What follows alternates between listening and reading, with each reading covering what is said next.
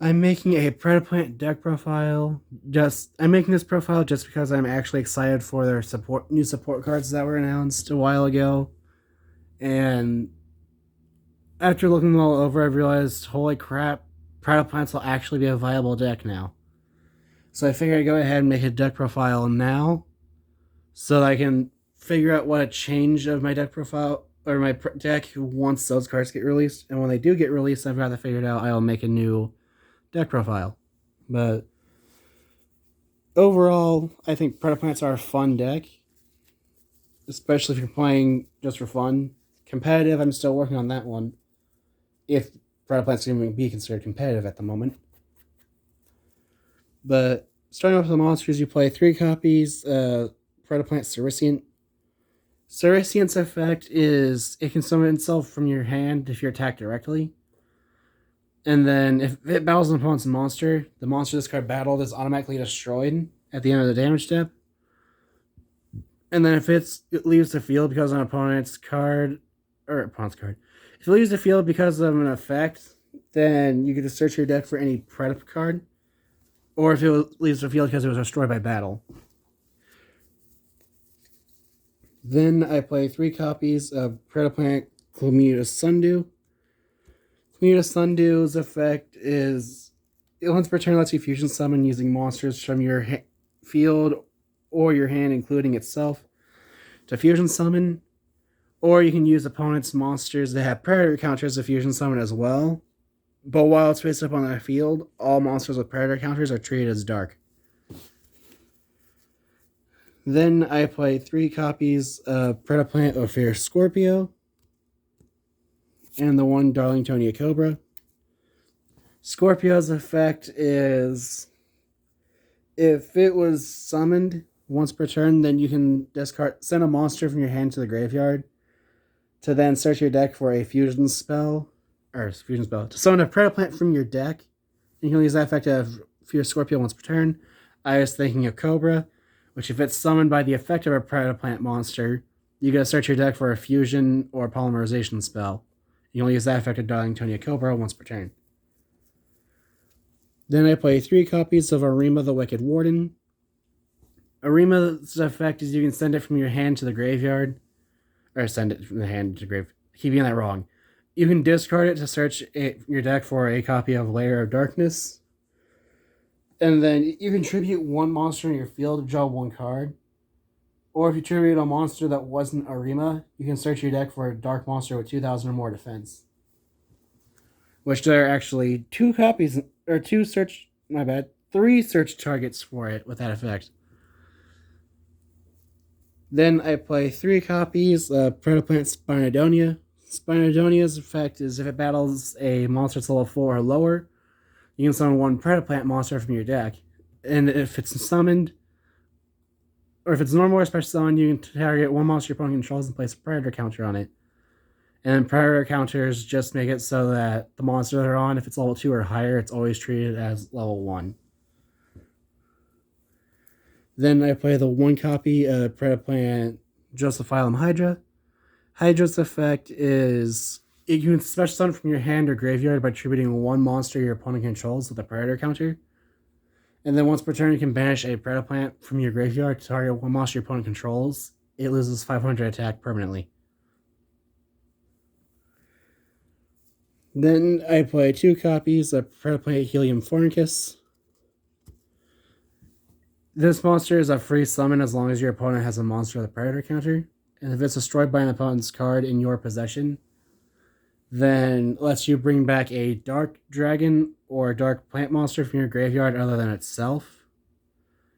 You can only use that effect of Helium Fornicus once per turn, but that's probably not going to happen since most times this is being summoned, it's going to be linked off or used as fusion material. Then I play 3 copies of Darkest Diablos, Lord of the Lair. I love this card just because it can't be targeted or attributed by opponent's card effects, but it can still be attributed by your own. And then it has 2 effects, one of which lets you summon itself from your hand or graveyard, just if a monster on your side of the field was tributed.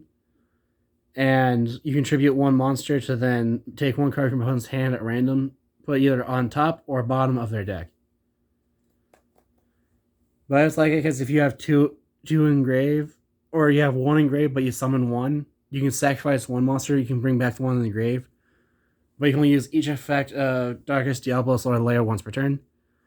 If I don't end up liking this card in testing, then I'll probably replace it with a card that should be in this deck, being Lone Fire Blossom, since it just tributes itself summon a plant from your deck. And it's not a once per turn thing, so you can even deck then with it if you need. But for now, this is supposed to be a 43 card deck, but I forgot to put Lone Fire Blossom in the deck, so for now it's exactly 40.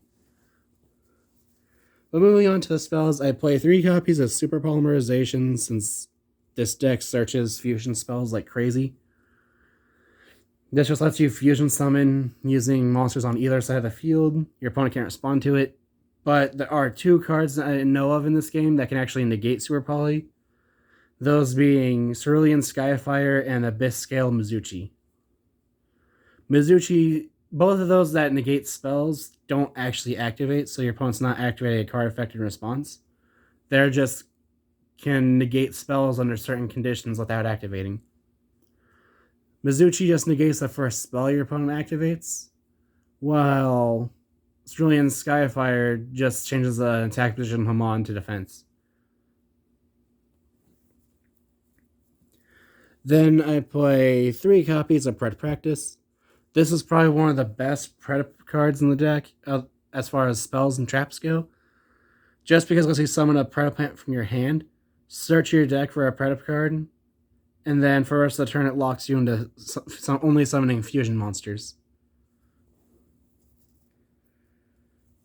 Then I play 3 copies of Lair of Darkness. This is probably one of the key cards in this deck, just because if you're facing a deck that doesn't use dark monsters, then Super Poly is probably not going to be doing much for you.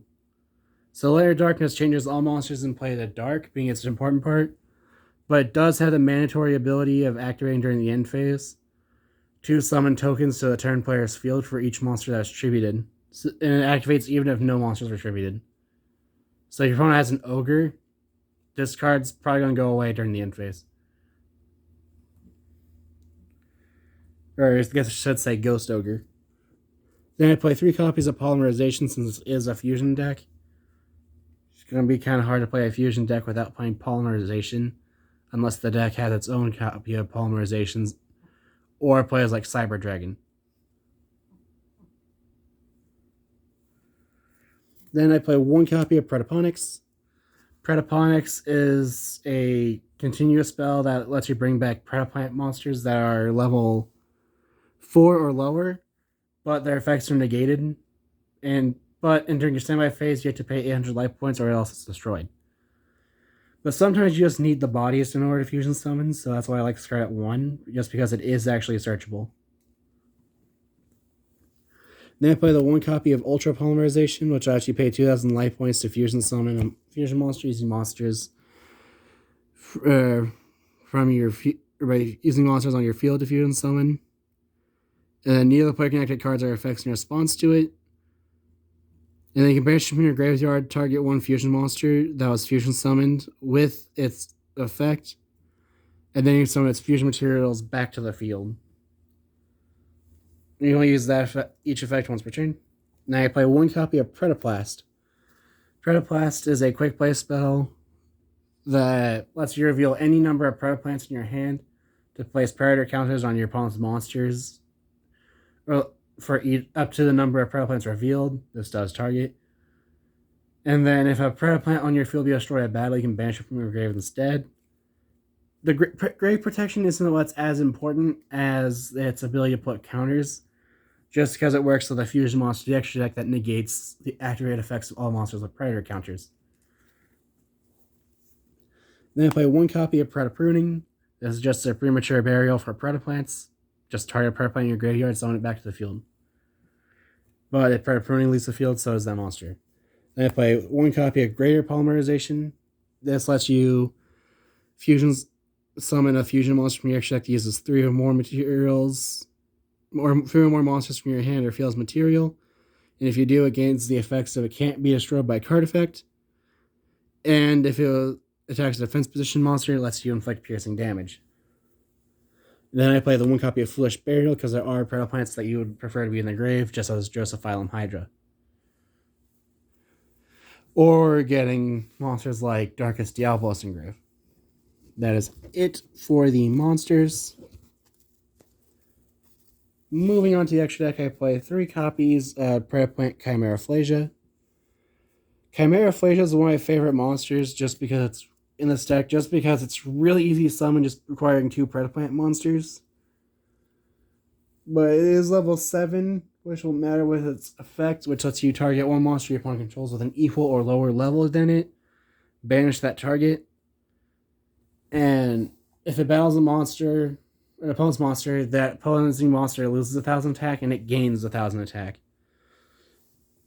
But the important part is its grave effect for the next standby phase after it was sent to the graveyard, whether it's by card effect or battle. But during the next standby phase after this card was sent to the graveyard, you can add 1 fusion or polymerization spell from your deck to your hand. That has been hilarious in matchups against decks like Infernoid, just because if they make Tierra, you send 3 of these from your extra deck to the graveyard. Then during the next standby phase, you get to add as up to 3 copies of Super Polymerization from your deck to your hand. And I did that against my brother once, and when he realized he had Layer of Darkness in play, and I just searched for 3 Super Polys, he just gave up immediately. I thought it was the funniest thing ever. But then I play 2 copies of Predaplant Dracostapelia. Dracostapelia has a quick effect of being able to target 1 monster your opponent controls and placing a Predator counter on it. But its effect also negates all activated effects of opposing monsters that have Predator counters. So Dracostapelia is more or less this deck's out to cards like Destroy Phoenix Enforcer or even Dragoon, just because of it being a fusion monster. Then I play 3 copies of Starving Venom Fusion Dragon, just because it is the monster that made me want to play Predaplants in the first place when they were first released in Invasion Vengeance. The Starving Venom Fusion Dragon's effect is if it was fusion summoned, then you get to target 1 monster your opponent controls, and then Starving Venom gains that monster's attack points till the end of the turn. And then once returning, target 1 monster your opponent controls, and it gains that monster's effects until the end of the turn. And then if it was fusion summoned and is destroyed by battle or card effect, you then get to destroy all special summon monsters in play. But you can only use that effect if it was fusion summoned. So if you bring it back from the graveyard and that dies, you cannot use that effect again. Then I play 2 copies of Predaplant Triphioverum. Triphioverum gains the attack points of all other monsters in play that have a Predator counter on them. And then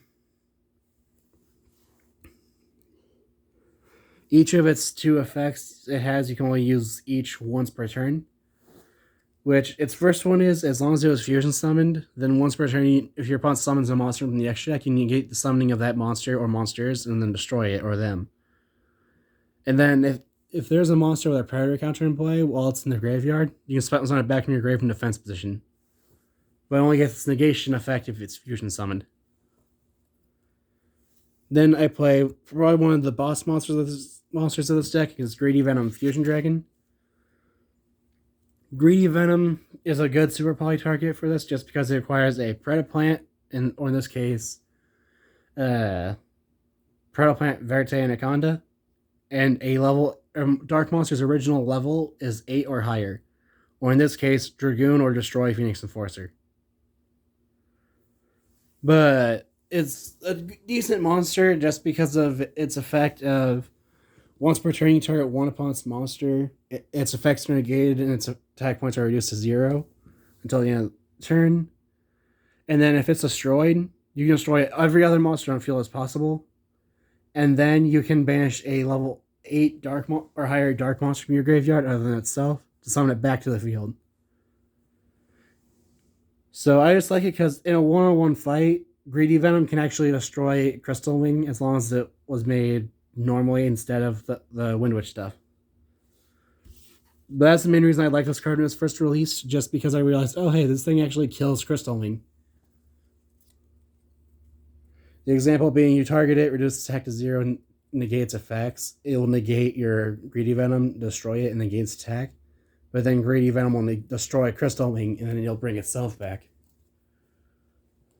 But then I play 3 super poly targets. These 3 can be whatever you want. Just for me, the best 3 are Muddy Mud Dragon of the Swamp, just acquiring 2 monsters of the same type but different attributes. Or is it the other way around?